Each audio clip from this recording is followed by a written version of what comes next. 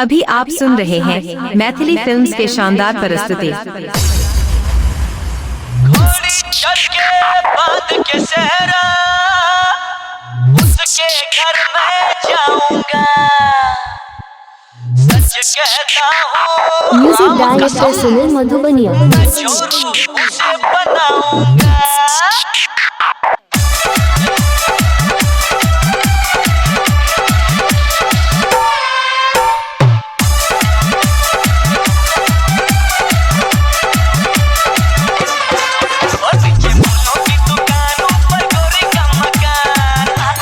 Music director Sunil Madhubaniya.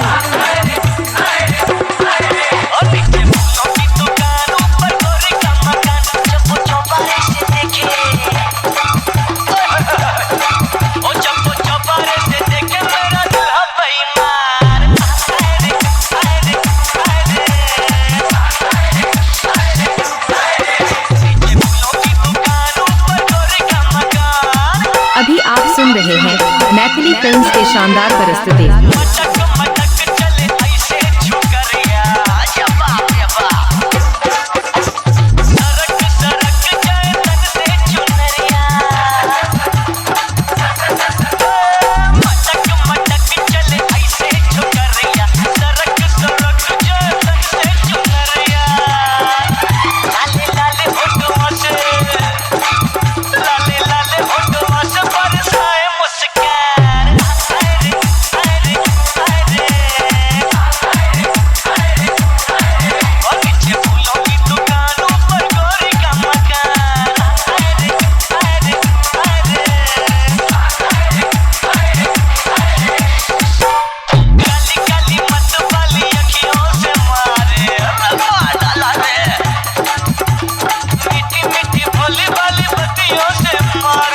Music director Sunil Madhubaniya.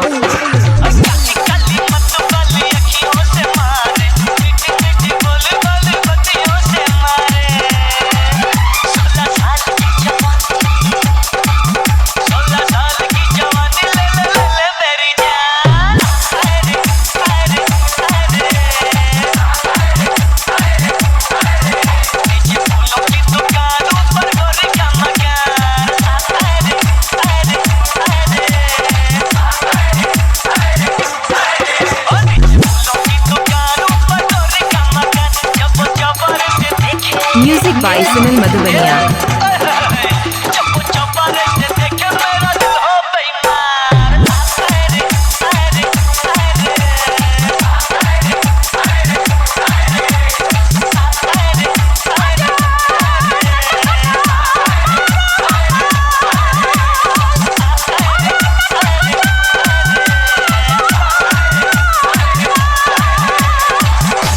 Music director Sunil Madhubania.